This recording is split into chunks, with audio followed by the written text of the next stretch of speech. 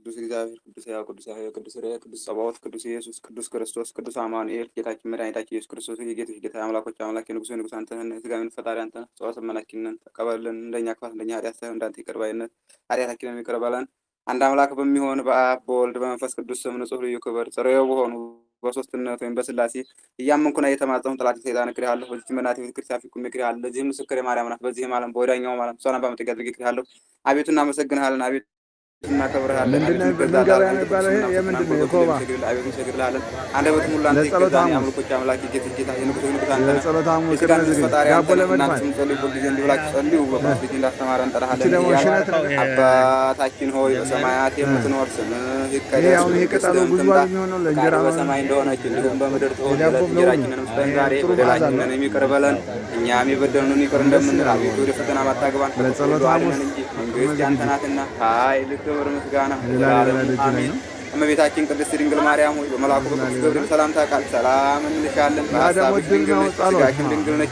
የአሸናፊ የልዑል እግዚአብሔር እናት ሆይ ሰላምታ ላንቺ ይገባሻል። ከሴቶች ሁሉ ተለይተሽ አንቺ የተባረክሽ ነሽና የማኅፀንሽ ፍሬ የተባረከ ነው። ጸጋን የተሞላሽ ድንግል ሆይ ደስ ይበልሽ። ጸጋን የተሞላሽ ክብርት ሆይ ደስ ይበልሽ። ጸጋን የተሞላሽ አመላካች ደስ ይበልሽ። ልዑል እግዚአብሔር ከአንቺ ጋር ነውና ከተወደደው ልጅሽ ከጌታችን ከመድኃኒታችን ከኢየሱስ ክርስቶስ ዘንድ ይቅርታውና ምሕረቱ ለምኝልን ኃጢአታችንን ሁሉ ያስተሰርይልን ዘንድ ለዘላለሙ አሜን። አሜን አሜን ይደረግልን። ምስጋና ይሁን አንድ አምላክ ለሚሆን ለአብ ለወልድ ለመንፈስ ቅዱስ ዛሬም ዘወትርም ለዘላለሙ አሜን አሜን። ከሐሙስ ከቀኑ በ9 ሰዓት የሚነበብ ምዕራፍ 43 ክፍል 1 ኦሪት ዘጸአት ምዕራፍ 22 ከቁጥር 1 እስከ 18። ከዚህም ወራት በኋላ እንዲህ ሆነ፣ እግዚአብሔር አብርሃምን ፈተነው። አብርሃም ብሎ ጠራው። እርሱም እነሆኝ አለው። አለሁ አለው። የምትወደው ልጅህ ይስሐቅን ይዘህ ወደ ላይኛው ተራራ ሂድ፣ ወደዚያም አውጥተህ እኔ ባዘዝኩህ በአንዱ ተራራ ላይ ሰዋው አለው። አብርሃምም በጠዋት ተነስቶ አህያውን ጫነ፣ ልጁንም ይስሐቅንና ሁለቱንም ብላቴናዎቹን ወሰደ። ለመሰዊያውም የሚሆን እንጨቶቹንም አስፈለጠ፣ አሸክሞም ሄደ። እግዚአብሔርም ወዳዘዘው ወደዚያ ቦታ በሦስተኛው ቀን ደረሰ። አብርሃምም ብላቴኖቹን አህያውን ይዛችሁ በዚህ ቆዩ ወይም ተቀመጡ፣ እኔና ይህ ልጅ ግን እስከ ተራራው ሂደን ሰግደን ወደ እናንተ እንመለሳለን አላቸው። አብርሃምም የመስዋዕቱን እንጨት አንስቶ ለልጁ ለይስሐቅ አሸክሞ ወቅለምቱንና እሳቱን በእጁ ይዞ ሁለቱን በአንድነት ሄዱ። ይስሐቅም አባቱ አብርሃም አባቴ አለሁ፣ እርሶ ልጅ ምንድን ነው አለው። ልጅ አለው። ይስሐቅም አባቱ አብርሃምን አባቴ አለሁ፣ እርሱም ልጅ ምንድን ነው አለው። እሳትና እንጨቱ እነሆ አለ። መስዋዕቱን የሚሆነው በግ ወዴት አለ አለው። አብርሃምም ልጄው መስዋዕት የሚሆነው በግ እግዚአብሔር ያውቃን አለው። አንድነት ሂደው እግዚአብሔር ወዳዘዘው ቦታ ደረሱ። አብርሃምም በዚያ መስዋዕት የሚሰዋበት አዘጋጅቶ እንጨቱን ጨመረ። ልጁ ይስሐቅንም አስሮ በሚሰዋበት ላይና በእንጨቱ ላይ አስተኛው። አብርሃምም ወቅለምቱን አንስቶ ልጁን ያርደው ዘንድ እጁን አነሳ። እግዚአብሔርም አብርሃም ብሎ ጠራው። እነሆ እኔ አለሁኝ አለው። በልጅህ ላይ እጅህን አታውርድ፣ ምንም አታድርግበት። ለምትወደው ልጅህ ከእኔ አልራራህለትምና አንተ እግዚአብሔር እንድትፈራው አሁን አወቅኩኝ አለው። አብርሃምንም ቀና ብሎ ባየው ጊዜ ቀንዱን ሳቤቅ በሚባል አረግ ተይዞ እነሆ አንድ በግ አየ። አብርሃምም ሂዶ አመጣው፣ ስለ ልጁ ስለ ይስሐቅም ፈንታ ሰዋው። አብርሃምም አሁንም በዚሁ ተራራ እግዚአብሔር መታየትን ታየኝ ሲል የዚህን ቦታ ስሙን እግዚአብሔር ያያል ብሎ ጠራው። ስለዚህም እስከ ዛሬ ድረስ የእግዚአብሔር ተራራ ይባላል። የእግዚአብሔርን መልአክ ከሰማይ ወርዶ አብርሃምንም ዳግመኛ ጠራው። ይህንንም ነገር አድርገዋልና የምትወደው ልጅህን ከእኔ አልራራህለትምና በራሴ ማልኩ አለ እግዚአብሔር። መባረክህን እባርክህ ዘንድ ዘርህንም እንደ ሰማይ ከዋክብት እንደ ባህር አሸዋ ማብዛትን አበዛዋለሁ። ልጆችህንም የጠላት አገሮች ይወርሳሉ። ቃሌን ሰምተሃልና የምድር አሕዛብ ሁሉ በዘርህ ይከብራሉ አለው። አብርሃምም ወደ ብላቴኖቹ ተመለሰ። ተነስተውም በአንድነት ሄዱ። መሐላ ወደ ባለውም ጉድጓድ ደረሱ። ነብዩ ኢሳይያስ ትንቢት የአምላኩ በረከት ከኛ ጋር ለዘላለሙ ትኑር። ነብዩ ኢሳይያስ የተናገረው ይህ ነው። ምዕራፍ በእኔ ሕልውና ያለው ያዋሃድኸኝ የባህሪ ሕይወት የመንፈስ ቅዱስ ስለ እርሱ ድሆችን ደስ አሰኛቸው ዘንድ የቆሰለውንም አድናቸው ዘንድ ለተማረኩ ሰዎችም ነፃ አወጣቸው እሰብክላቸውም ወይም አስተምራቸው ዘንድ ዕውሮችም ያዩ ዘንድ እግዚአብሔር የወሰነውንም ዘመን የተመረጠውንም ነው አለው ዘንድ ፍዳ የሚደረግበት ቀን ደግ ዕለት ዘንድ ያዘኑትንም ሰዎች ደስ አሰኛቸው ዘንድ ላካቸው። ለጽዮን ወይም ለኢየሩሳሌም ለሚያለቅሱላትም ክብር እንሰጣቸዋለን። የሚያለቅሱትም ትቢያ ይቀቡ ስለነበረ ፈንታ ሽቶን ለሚያለቅሱም ደስታን ስላዘኑም ሰውነታቸው ፈንታ የሚያከብር ልብስንም እሰጣቸዋለሁ። የጻድቃን ልጆችም ሊያመሰግኑትኝ እግዚአብሔር የተገኙ ልጅ ተብለው ይጠራሉ። ፈጽሞ የፈረሰውንም ፈራሽ ይሰራሉ። ተነስተው ቁመውም የፈረሰውንም እንባ ያጸናሉ፣ ለልጅ ልጅም ያድሳሉ። ከዚህም በኋላ ሌሎቹ አሕዛብ መጥተው በጎችሽን ወይም እስራኤልን ይጠብቃሉ። ባዕዳን ሕዝቦቹን አራሾችና ወይን ጠባቂዎች ሆኑላቸዋል። የእግዚአብሔር አገልጋዮች የእግዚአብሔር ባሮች ተብለው ይጠራሉ። የአሕዛብ ገንዘብን ይበላሉ፣ በገንዘባቸውም ያጌጣሉ። ለዘላለም ተድላ ደስታ አግኝተው ከአሕዛብ አገር ሌላ የሆነች አገር ይወርሳሉ። የነቢዩ የኢሳይያስ ትንቢት ትርጓሜ የእግዚአብሔር መንፈሱ በሕልውናው ነው ከሚለው ጀምሮ የዘላለም ደስታ እስከሚለው ድረስ ተርጓሚውም እንዲህ ይላል። የእግዚአብሔርን መንፈስ በሕልውናዬ ነው የሚለውን አካላዊ ቃል አምላካዊ በዮርዳኖስ በተጠመቀው ጊዜ መጥመቁ ዮሐንስ ስላየው መንፈስ ቅዱስ ይተረጉማል። እርሱም ዮሐንስ ሁሉ እየሰሙ የአብ ቃል ስለ ቀዳማዊ ልደቱ ሲመሰክር መንፈስ ቅዱስ ከሰማይ ወርዶ በራሱ ላይ ተቀምጦ አየሁ ብሏል። ስለዚህም ቀብቶ ላከኝ የሚለውን መልአኩ ቅዱስ ገብርኤል መንፈስ ቅዱስ ወደ አንቺ ይመጣል፣ ከአንቺም የሚወለደው በግብር መንፈስ ቅዱስ ነው ብሎ እንደነገራት አካላዊ ቃል አምላካዊ በድንግልና ለመጸነስ እንድትችል በድንግል ማርያም ላይ በወረደው ከሦስቱ ግብራትም በከለከላት በመንፈስ ቅዱስ ስለሆነው ተዋህዶ ይተረጉማል። ለድሆች የምሥራች እነግራቸው ዘንድ ላከኝ አለ። ስለዚህም ከሃይማኖት ድሆች የሆኑት መጽሐፈኞች የእርሱ በሆኑ ሃይማኖት ባለጸጋ አደረጋቸው ብሎ ተርጉሞታልና ልቦናቸው የቆሰሉትን እፈውሳቸዋለሁ እፈውሳቸው ዘንድ ይህን ሁሉ ታደርግ ዘንድ አለ።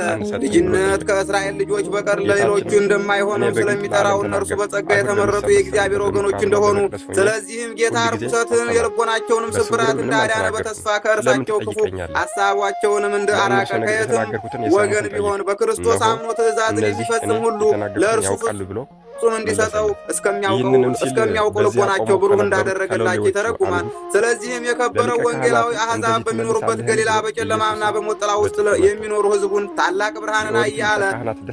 እውነተኛ ብርሃን ይሁን ክርስቶስ በተገለጸላቸው ጊዜ የልቦናቸውም ድንቁርና ከእነርሱ አርቆላቸው በመንፈስ ቅዱስ ብሩሃን ሆኑ ብሎ ይተረጉማል። ለተማረኩት ነፃነት እሰብክ ዘንድ አለ። ይህም ሰይጣን ማርኮ በመቆለፊያ ውስጥ የዘጋባቸው ይተረጉማል። እርሱ ነፃ አውጥቶ ብቻውን ወደ ገነት አሳርፏቸዋልና ዕውራን ያዩ ዘንድ አለ። እምነት ስለሌላቸው አላዋቂዎች ሰነፎች ይተረጉማል። የሃይማኖት ብርሃን ከማውጣት የተነሳ እነርሱ ልባቸውን ታውሯልና በአመኑ ጊዜ ግን ከተሰወረባቸው ከተገለጸውም ትሩፋቱም ጋር ጠንቅቀው ጽድቅን አዩ። እግዚአብሔር የወሰነውን ዘመን የተመረጠ ነው ብዬ እጠራው ዘንድ አለ። ይህም ያረጀችውን እንዳለፈች ፍጹም የሆነች ዘመን እንደታደሰች ይተረጉማል። ይህችም እግዚአብሔር የመረጣት የሥጋዊ ዘመን ናት።